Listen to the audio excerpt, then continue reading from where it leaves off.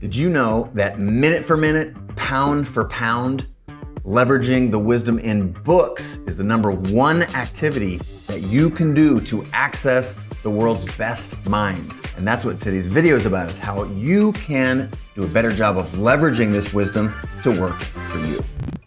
All right, this would probably be a pretty good place to inject the fact that I am aware that there are multiple kinds of books. So with respect to nonfiction books, I wanted to take a moment now and share a handful of nuggets. How are you taking the information that's in these books, the information that you find valuable, and putting that to work in the world? As we start to talk about the tactics of consuming work, it's obvious, right? We've got the old-fashioned way. This is daring greatly from my dear friend Brene Brown. You get to smell and touch the pages, turn them over, dog ear them. There's all kinds of great stuff about a physical book. This is not new information. For so many people, that's great. I like doing that sometimes, but by far and away, my biggest hack are these two devices. Listening to someone read their audiobook. I can actually listen to at 1.5 and consume a book in 50% faster than I would otherwise be able to take in an audiobook. I can also skip around. I can also have some favorites and bookmark them and go back to them. There's all kinds of benefits here. I have like 250 books on this little guy right here. That I love to read that way. I think this is the big hack. This is something that I use. I still love the idea of turning pages, even if those pages are digital. There's so much of the same utility that an actual book that's made of paper has, but more than anything, this is hyper portable. It's the reason that I travel with these things. I take this thing everywhere. It always lives in my backpack. So if I'm ever out in the world, I have this with me. And that is reliably easier than carrying around 48 books in my backpack. I'm not here to prescribe something that works for you, but I'm here to remind you that there are different ways to consume it. Many of us are differently abled, right? You may have dyslexia, so reading on a computer screen might be the worst for you. And like in trots the idea of an audiobook. It's a fantastic way to get the benefits of reading without having to put yourself to the torture of trying to make sense of the words on a page. If you're telling yourself a story about I'd like to read more but XYZ excuse, I'm using this here video, this example, to let you know that there's all kinds of ways to get the information out of the brains of the smartest people in the world and into yours. So don't fall for your own excuses. Hey Chase, I can't see you sitting down to read for 2 hours. How do you consume books? Let me tell you, I rarely sit down and read for 2 hours. Even an hour is the max for me. And yet I still probably read between 30 and 50 books per year. So the question is, when do you find this time? I spend a little bit of time almost every morning and almost every evening consuming information from the books that I read. I also, confession, rarely sit down and read a book from cover to cover. That is often how they are designed, especially in this nonfiction genre, to be read. But look, with the technology that we have and with so many books and so many great ideas out there, I am unwilling, if I lose interest in a particular book, to continue reading it. And you know what? That's okay. Who said, where is your mom coming to tell you that you have to read a book cover to cover? What is the point of reading if you're not getting value from the material?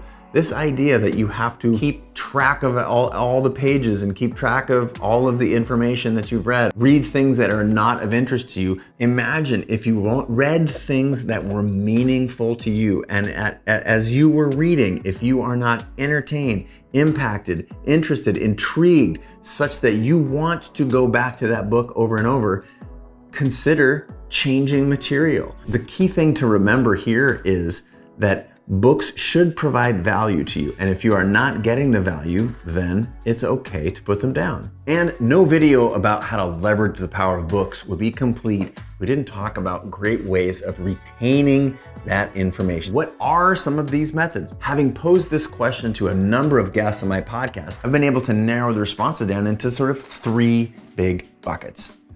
Bucket number 1, people love physical books. They love to turn pages, dog ear them, highlight them, underline them, or whatever, and then they use the actual book to go back and flip through that to find the information.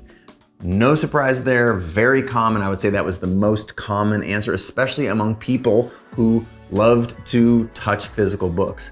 Now, by extension, we also have the ability to do that digitally. If you are, say, on an iPad with the Kindle app or on a Kindle, you have the ability to highlight aspects of the book and then refer back to them. You can even just go to the highlighted sections and scroll through that. But I want to share two other ways for retaining information. One of these ways is by writing it down, by taking actual notes. Now, as someone who hosts a podcast, and the podcast guests that I have on have often written books, and that might be one of the main topics that we're going to speak about while they're on the show, I take the time to read the book and translate ideas that I found powerful in the book into a separate set of notes.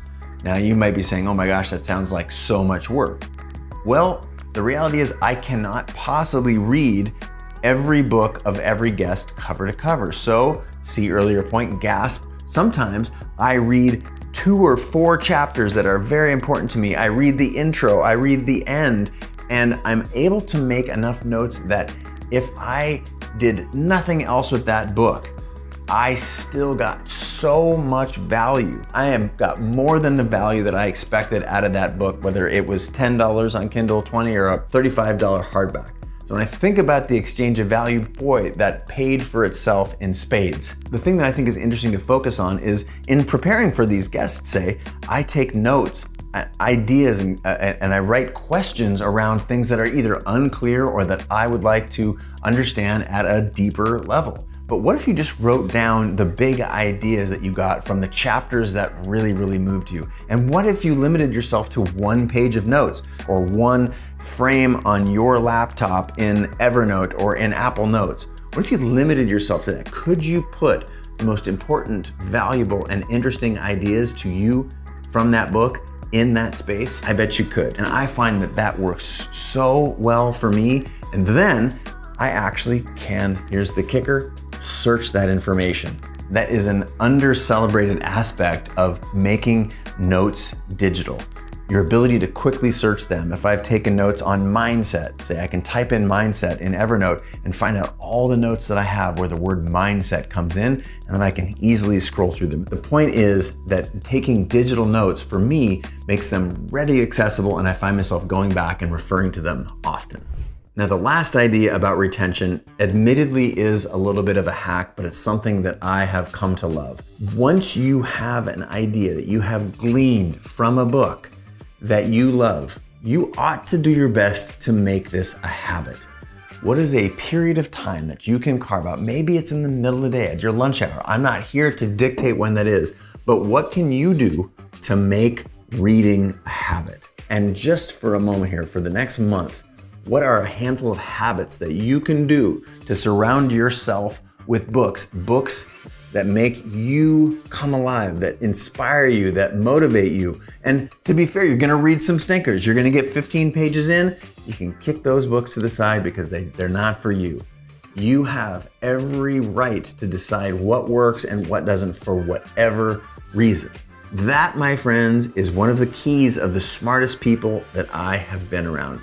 If you find this video helpful, leave some comments down there wherever you're watching this, on Insta or YouTube. And until next time, the next video rather, I bid you adieu.